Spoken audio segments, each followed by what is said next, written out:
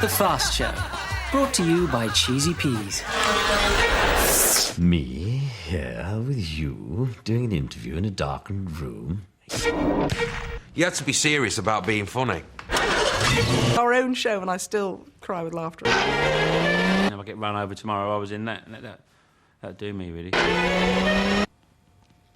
It was nice. I've got nothing to say about those shits.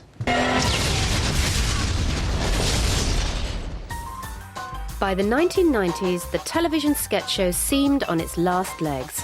Then, in 1994, a show for the MTV generation smashed onto our screens. The Fast Show was just that, and the punchline could be the sketch itself. Responsible for giving the kiss of life to a dying art were Paul Whitehouse and Charlie Higson. But when they met at East Anglia University in 1977, their future lay not in punchlines, but in punk. Charlie was a twat with dyed hair.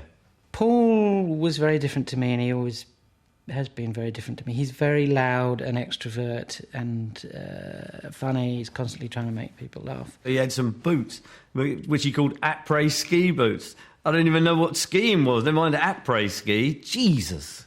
We sort of clicked quite well because we could sort of fill in the gaps in the personality of the other. Paul and Charlie's shared passion for punk led them perhaps unwisely onto the stage. Was Norwich ready for the right-hand lovers?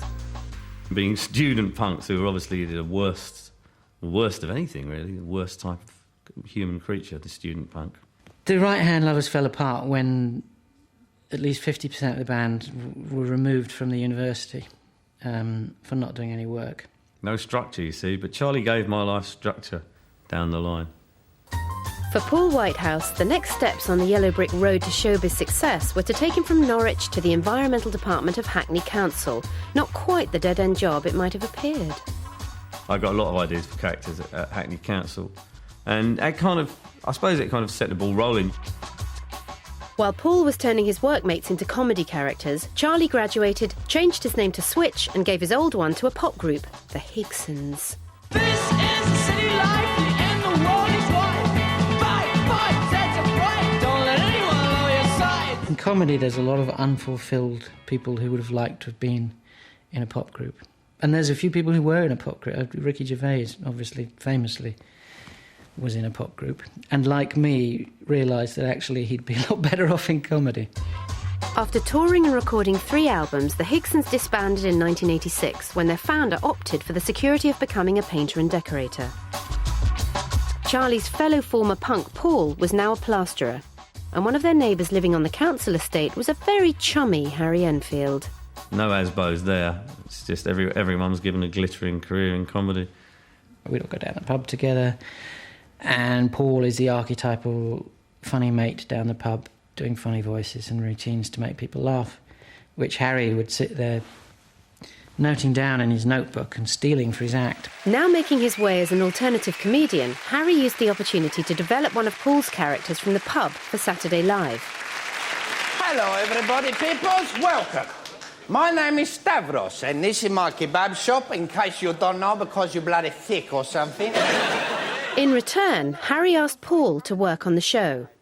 I was quite intrigued by writing, and it was, it was better than plastering.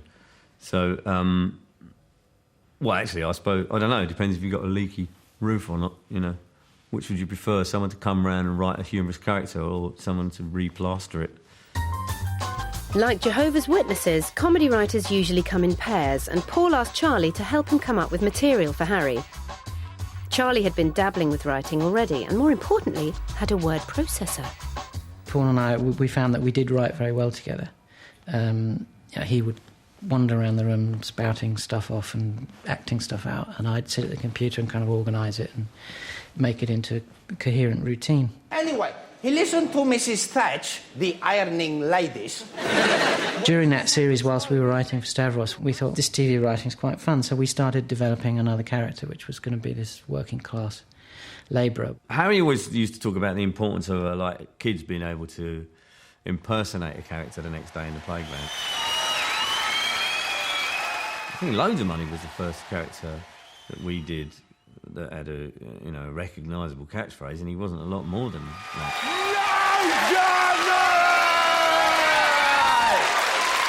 Shut your mouth!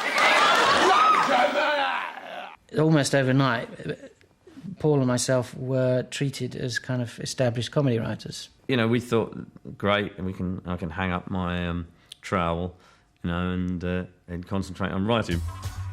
Paul and Charlie were now keen to establish themselves as comedy writers without Harry's help. Unleashed, they appeared on 1 Hour with Jonathan Ross. And one portion of it was this huge game called Knockdown Ginger, where as they opened the door, there'd be a different character behind each door who would ask them a question. Hello, Jonathan. It's Hello, Jason ladies. Queen, the world-famous playboy. Yes. Jason, do you have a question for the I contestants? certainly do. So it meant that we could turn up each week and say, all right, this week I want to be a drunken Viking or a gay opera singer. Appearing with Paul and Charlie behind the doors of Knockdown Ginger and sharing their sense of humour were Vic Reeves and Bob Mortimer.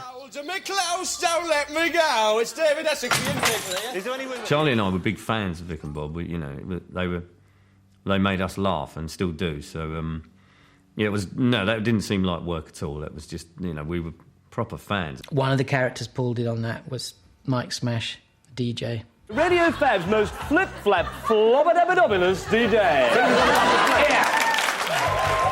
I remember Bob Mortimer saying, Paul, what are you doing that character for? He's not funny. Despite Bob's lapse in comedy taste, Paul and Charlie went on to appear in Vic and Bob's Big Night Out, before finally getting the chance in 1990 to write and appear in their own sketches on a pilot show for Craig Ferguson. Fortunately for the fate of the Fast Show, it bombed. Which meant that we could then go crawling back to Harry and say, have you got any work? So Paul and Charlie joined the staff of Harry Enfield's television programme in November 1990, where Paul further developed his Mike Smash character, which became pop-tastically popular when he hooked up with Dave Nice. What would be your idea of a great night out? Well, you can't make a nice film, Smashy. You certainly can't, mate. They're 70mm bungers. They're Dolby Docious. They're popcorn-tastic. Paul never thought of himself as a natural performer. He was fine down the pub, but was always a bit reluctant, not having come from a kind of acting background or being interested in acting. He was a slightly reluctant performer. But Harry kept pushing him to do stuff. Oh, must we talk about Harry bloody Enfield? Jesus Christ. Only me! Look, I just had lunch with Harry. We're great mates. You know, he doesn't need me yapping on about his bloody programme. I've been working on the bank campaign, and I've come up with what I call my egg theory. I used to think I was quite funny, but Harry obviously disagreed. I've 2 words to say to that. Shite! What's the other one? Shite! And he was very reluctant to let me do anything on the show. Frustrated at being pushed by Harry not to do stuff on his television programme, Charlie set about creating his own sketch show. We didn't want to just do the Paul Whitehouse show without Harry Enfield. So we knew, for instance, we wanted to get a full team of performers in and make it a proper team show and not a star vehicle. But we were still not quite sure how stylistically and structurally we could make it different enough to what we were doing with Harry's show. Until for the press launch of the second series of Harry's show, Jeffrey Perkins, the producer, had put together a little taster tape. I cut together about a sort of 8-9 minute version of bits of the other characters of the other shows, which just distilled it down to funny lines. Charlie and I watched it and thought, well, what a great fresh approach to doing a sketch show. So we sort of got the idea then of what about if you tried to do a show which was just the highlights, where you could just do the funny bit with the character, to get away from the sort of traditional sketch show where you'd have this very cumbersome setup. To cut a long story short, Paul and Charlie wrote a script for a new show full of new characters, new catchphrases and new sketches to be performed by a bunch of completely new faces. They delivered this highlights package to the old faces at ITV. And they'd come back and say, we really love this. Everybody at ITV really behind us. We think it's going to be great, but we need to know who are the stars, who are the big names in it. And we said, no, this is the whole bloody point. It's not a vehicle for some stars. If you look at any successful sketch show, they have started with relatively unknown people, or at least up and coming. It was a different story at BBC Two when Paul and Charlie took the script there. Michael Jackson, the controller, cut straight to the chase and commissioned the show under its working title. The Fast Show's a rubbish title, and it was just a working title, and we just couldn't be bothered or weren't good enough to think up anything cleverer. Please release me, let me go. The Fast Show hit the screens running on the 27th of September 1994. It may have had a rubbish title, but like Cheesy Peas, it did exactly as it said on the tin, delivering a constant barrage of characters performed by a fresh and funny team. We're from the Isle of Man. Jumpers for goalpost. What did you say, Ryan? I think I'm going to pee my pants. Get me coat. Scorgio. Swiss. Tony. Hold the belt, mate. Boutros Ghali.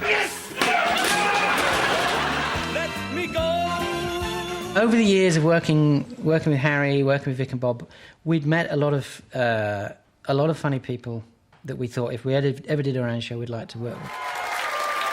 John Thompson was just one of the talents whose name they'd written on the back of a beer mat. In 1968, a crack team of mercenaries parachuted into Saigon, featuring a cast of thousands.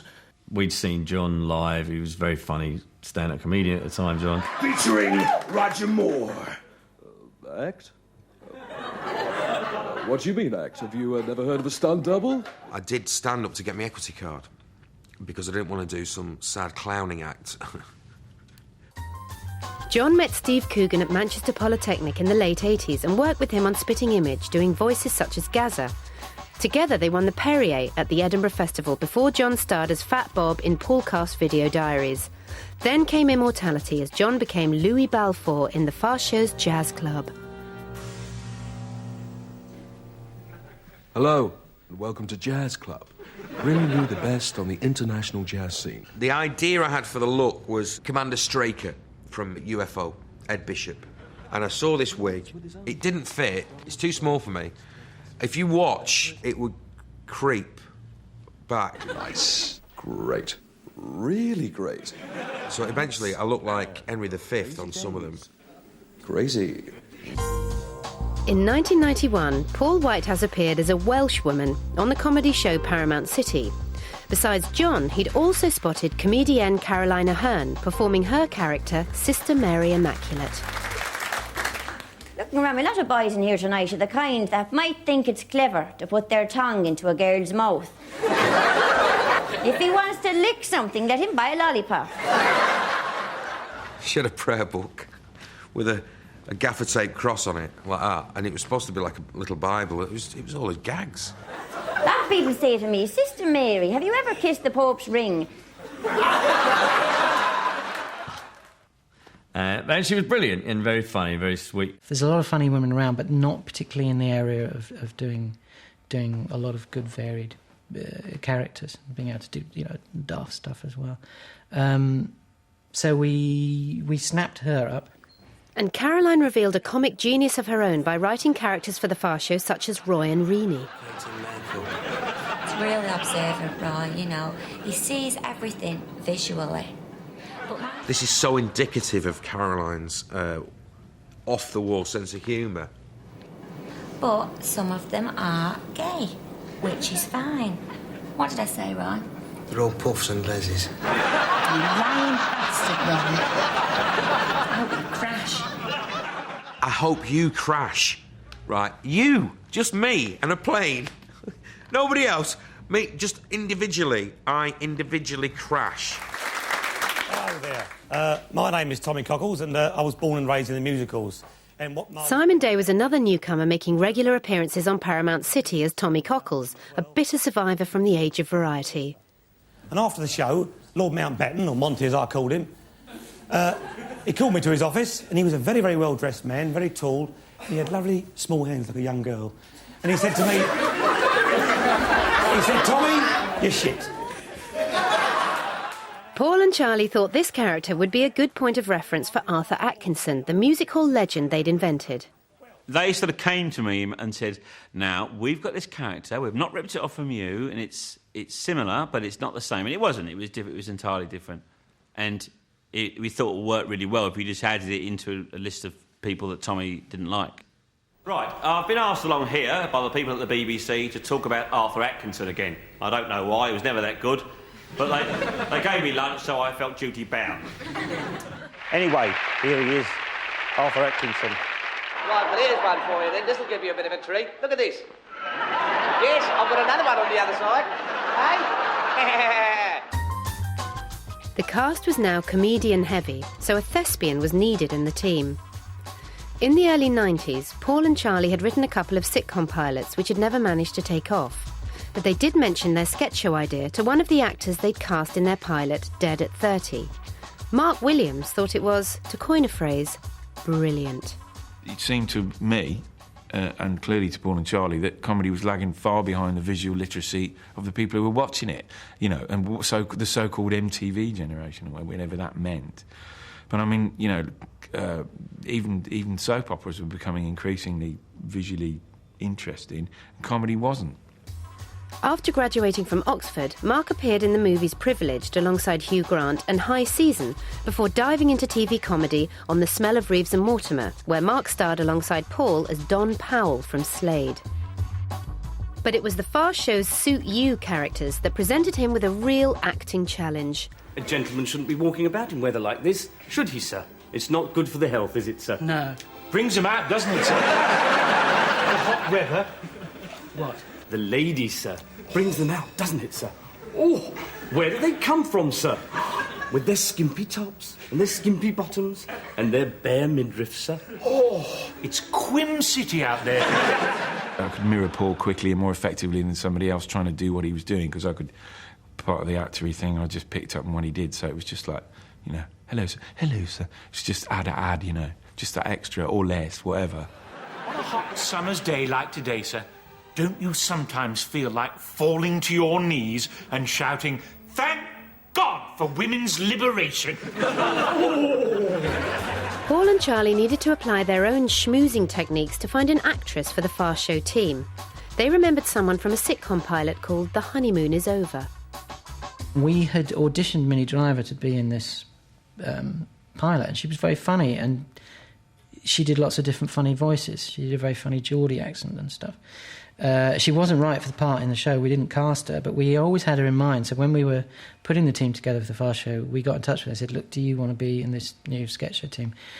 And she said, actually, I've just been offered a lot of work in Hollywood, so bugger you can shove your sketch show up your arse. So, could the Fast Show survive without Minnie Driver? Luckily, Paul and Charlie remembered a colleague from the Harry Enfield days. Will you two just behave for a change? I was really looking forward to this meal. Me too. This restaurant was highly recommended. Probably in my desperate actress mindset, I was thinking I must ingratiate myself to Harry. Harry's the one, Harry's the goal, Harry's the goal. That does it. Come on, Vera. But I think naturally and socially, Paul and Charlie were the people I was sort of more drawn to. She made such a fuss, you know, when she knew we were going to do this show that we thought we'd better let her in or she'll beat us up. Before appearing with Harry Enfield, Arabella got her equity card the hard way, standing stage-side handing gladiolis to Dame Edna. She made her movie debut as Girl on Undercliff in The French Lieutenant's Woman in 1981, but felt more comfortable with appearances in Alexei Sale's Stuff. Arabella knew she'd found her niche when she asked on the Fast Show, does my bum look big in this? It was Paul and Charlie, actually. They went, why don't you do someone who's like you? And I went, what do you mean like me? And they went, in any given situation, thinking, this is the wrong skirt, should have the earrings, was their mistake. Bulletproof vest, a mistake on me. Do you think the camouflage makes me look fat? What about the uniform that needs earrings? Does my bum look big in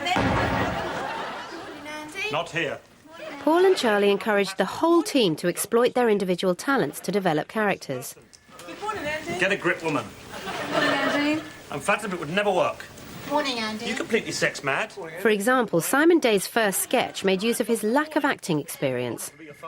I was absolutely terrified, which is good, because it came across in the character that he was a bit odd. And I really didn't know much about cameras and camera positioning, and because, you know, where you got to stand at a certain point and turn. There was a bit where I came out of a lift. And it was good, though. Mark Williams turned life as a jobbing actor into a positive asset. And then Tamara came running home from Somerset House as fast as the little legs could carry her to tell me that I was a direct descendant of Kubla Khan. Which was nice. Patsy Nice is an actor, basically, because it came from people saying, yes, I did a little bit of telly did a Heartbeat last week, which was nice. Simon's observations also led him to create one of his most popular characters. Right, Toby. Now, I've explained the rules to you. It was based on a guy in a swimming pool I saw with 2 kids, and one was in water wings, which was about 2, and the other kid was about 5, and he just said, let's have a race. And just really tried to beat them. He was like an Olympic swimmer. And he got to the other side and rested and went like that, and the kid was in the water wings, and I just thought, that is his family. What's all that about? Now, go to your room and ruminate on how lucky you are that I haven't had recourse to legal action. Competitive Dad was never that much fun to do because I mainly had to do lots of... You know, because I had nothing to do in it apart from be the foil to this phenomenally awful dad. But basically it turns out to be everybody's dad. I've got to win! I had more fun doing Katie. You know, at first I thought they were cows, but of course now I hear them bleating. Ba, ba. Twinkle, little star. Katie has more to do with, you know, because she's, rather than just a foil, she's trying to manage this bonkersness. No, Johnny, no, a star, a tiny little twinkling star twinkling away in the night sky, all on its own up there against all that black. I think it's one of the funniest things that Arabella did, actually. And it was good fun in the sketches, just trying to spring something on her, hit her with something she wasn't expecting. They were always great fun to film because you could start off nicely and then you just go bonkers, really, and the camera would just have to try and follow you. Leads to the chasm of clams. My eyes are pies. The madness wasn't just confined to Charlie's performance. Behind the camera, things were getting pretty bonkers too. One of the bright ideas that the BBC had on the first series of How to Save Money was that people could double up on their jobs. So Mark Mylod, who eventually ended up being our main director on the show in later series, he, on the first series, was working as the production manager, the line producer, who was in charge of the whole budget and the money. He was also the first AD, which meant that he was basically in charge of all the shooting. And he was also the location manager. Now, these are 3 of the most important jobs on a TV shoot. And you cannot possibly give them to one person to do all 3 at the same time. It was ridiculous. I lived on Diet Coke and Marlboro Lights at that stage, and literally quite a few nights slept in the BBC car park in my car, but I've never told anyone that, actually. This week, I have been mostly eating Prozac! Budget conscious as ever, the BBC pulled a fast one and gave Paul and Charlie the role of producers. Charlie is a megalomaniac, and I think the power that he had there, you know, at last he was able to, exert it. Charlie played bad cop, Paul played good cop. No, they were both shitty cops. Paul would definitely do the Lord of the Flies, who likes fatty? Aggressive, self-serving. And then Charlie'd be the, no, I'm just saying that I don't think. Just nasty. I like to do the analogy of a piano keyboard with our relationship, in that you've got your left hand and your right hand. And your left hand is sort of doing the plodding stuff, holding down the chords and the structure, and that's what actually makes it work as a piece of music. But you never listen to the right. You listen to the right hand that's doing all the fancy, the flourishes and all the showy off bit. Well, Paul's the right hand and I'm the left hand in that he gets all the credit and all the glory and does the stuff which appears to be funny. But without me, he'd be nothing. But had the efforts of Paul's right hand and Charlie's left gone to waste? The reaction to the first series of The Fast Show was muted, I think we should probably say. A review in the Evening Standard where Matthew Norman absolutely shredded it. I mean, one of the most destructive reviews of any comedy show ever. Yeah, and it really upset me, because I had a lot of faith in this show and we worked very hard on it. And then about a week later, Victor Lewis Smith, the regular TV reviewer in the Standard, wrote the complete opposite. I think mainly because he obviously didn't like Matthew Norman. But he said, this show's brilliant. People say it was cult and all that, but what they mean was that a lot of people didn't get it, So the people who did get it felt like it was theirs, which I think is probably the definition of a cult, actually. Sorry. It wasn't a massive audience, but it was, you know, a pretty loyal audience. Which, luckily, I think, convinced the BBC to give it another go. My knapsack on my back. In the first series of The Fast Show, Paul and Charlie had written most of the characters themselves. Now another series had been commissioned. It was time to spread the workload to the rest of the team. Simon would turn up with 3 bits of paper with some bits of pencil written on them. He said, yeah, well, I'm not quite sure. No, that's crap. And you'd get kind of like 2 lines out of them. You better pull your socks up or you're going to be off this show. John would, every series, he'd turn up with the same 2 ideas for characters that he'd turned up with on the series before, which we'd turned down. In retrospect now, I was a bit lazy on the writing. I could have come up with so much more. Once a character had been created on paper, it was important to get the look right on screen. You sexy motherfucker! That was one of the great pleasures of doing it. It'd be like what people were going to be wearing and what they were, you know, and it would be like unveiling the character, and it'd be like, yes, funny. Excuse me, could you tell me where the photocopier is, please? Certainly, Bertley, yes. If you go right down to the end of the corridor, turn to your left, you go through the double doors, where you have to catch a bus. But it was more like, no, not funny, when it came to unveiling one of Charlie's most gruesome characters. He still probably makes me laugh the most of all the Fast Show characters. But I can't bear the way he looks, and I was really annoyed with Charlie.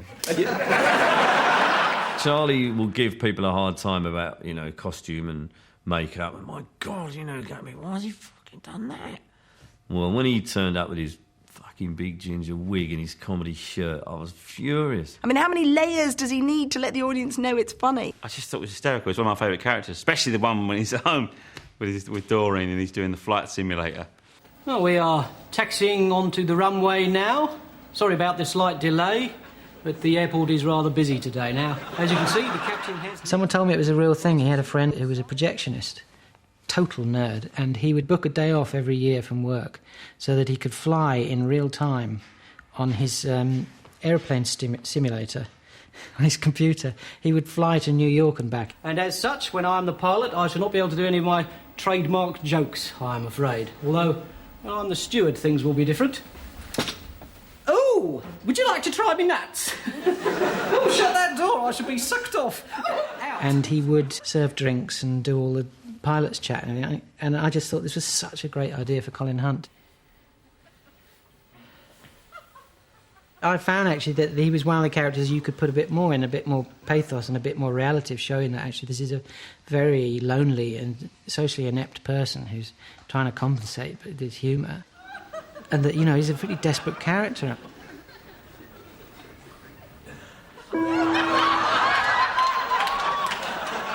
After you've done, I don't know, a series and a half of sketches based around a catchphrase in a funny situation, where do you go? You know what I mean? And I think, you know, that kind of route of pathos is a door that's sort of open to you. Following that route of pathos in Series 2 and 3 allowed the team to create more well-rounded characters and add an extra dimension that was more than just a catchphrase. Terrible flatulence. Riley Birkin was based on a bloke I met fishing in Iceland, and I couldn't understand a word he said. Lay back and the light ass foreigners can't sometime later. I freely admit that I was very drunk. There's a kind of cheek about doing a character that says nothing really apart from poisonous mushrooms. The idea that he just does sounds.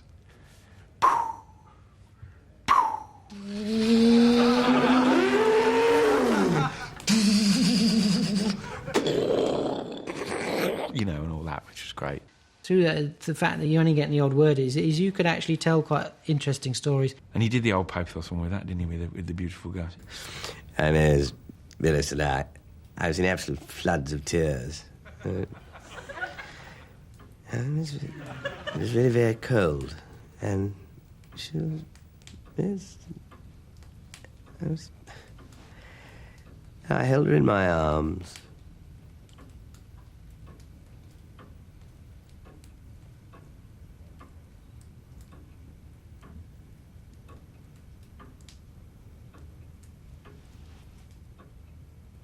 afraid I was very drunk. I know it sounds like an old sort of cliche, but with a character like that, you know, it has to be in the pause that you make you know, things work, really. So I'll sound like an actor if I carry on for much longer. I actually cried. I'm even crying now. Unlock the space between you and the audience, paint your picture there and retire. Making the sketches longer in order to show this new depth of character meant the Fast Show now had to reduce speed. Two characters who epitomised this new approach were Ted and Ralph. Ted and Ralph is the antithesis of what the Fast Show started out to be, which just shows how bright they were about adapting to what they were best at.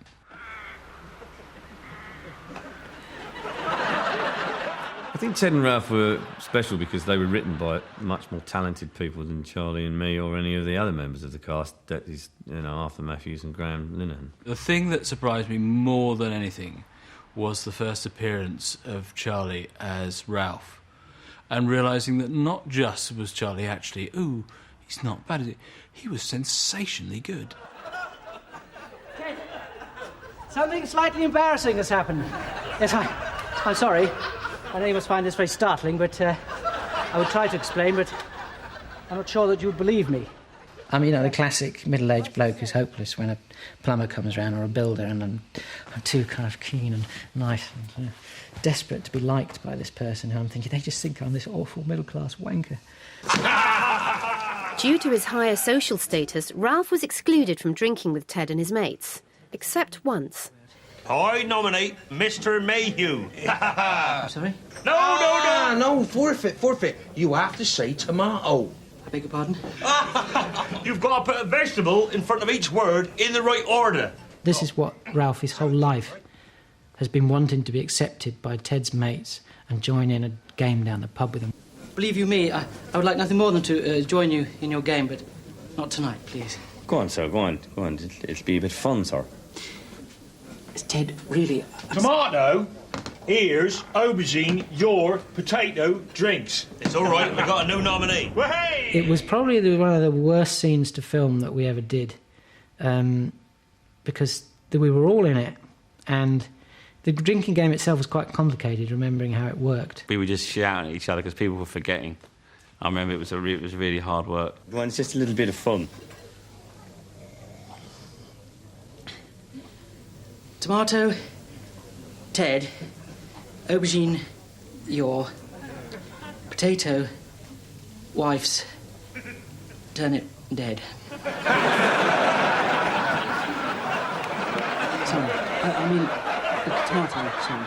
It's that balancing act between tragedy and comedy that, if you can get them balanced there in the middle, it makes the tragedy that much more tragic and it makes the comedy that much more funny.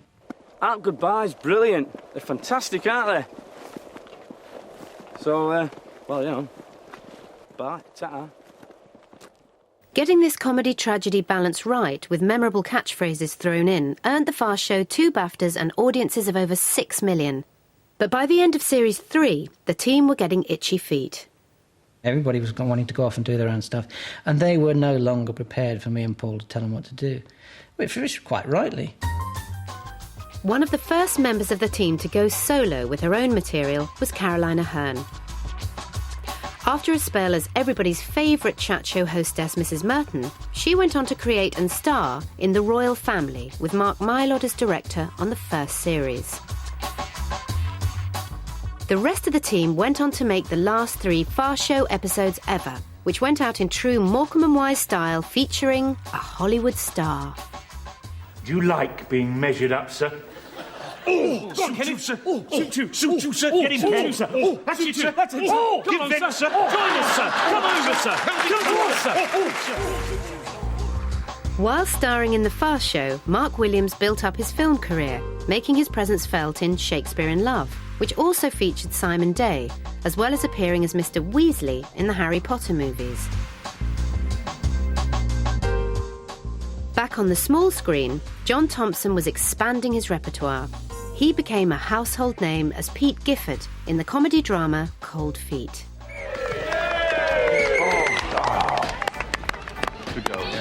No way give that kid 6. Maybe he's Nigerian. What? Nigerian, they have these 20-year-olds that play for youth teams, but they have no birth certificates. They're very good. Is that of any relevance? Well, I was only saying. Arabella turned a fast show character into a literary heroine when she took her insecure woman into the world of fiction with her best-selling novel Does My Bum Look Big in This?, which she followed up with another 2 successful novels.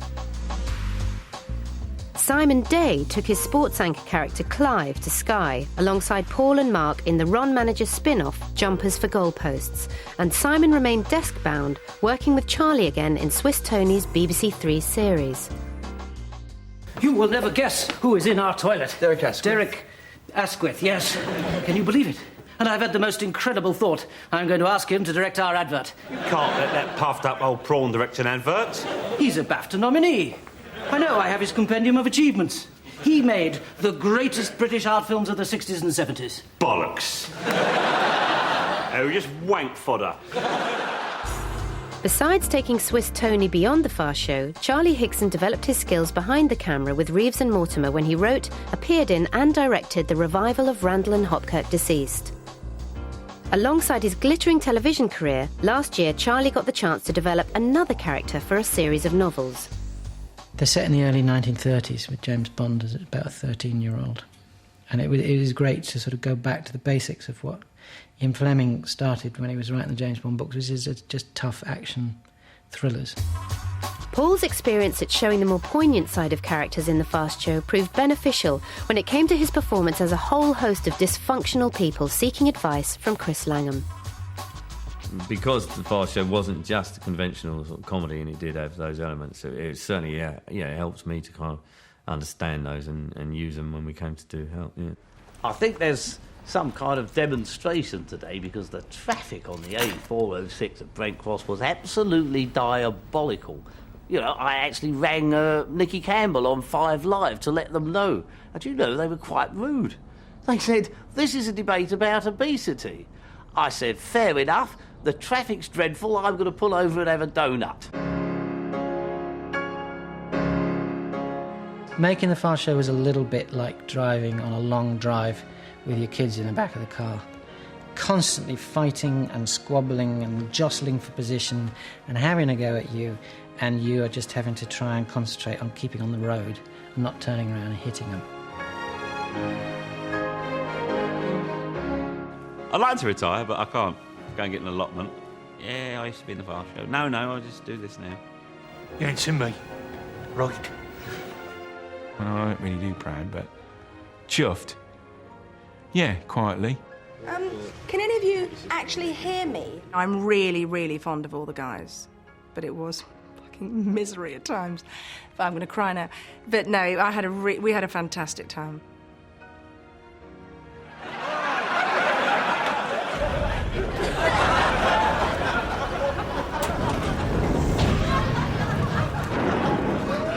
Let's do a movie. Come on. I have a lot of affection for all the people involved in it and the characters, actually. Bloody hell you think you're doing? Lindsay, you should cover me. Joke. Jocus Maximus Bollocus #2. Next week, Victoria Wood's Dinner Ladies.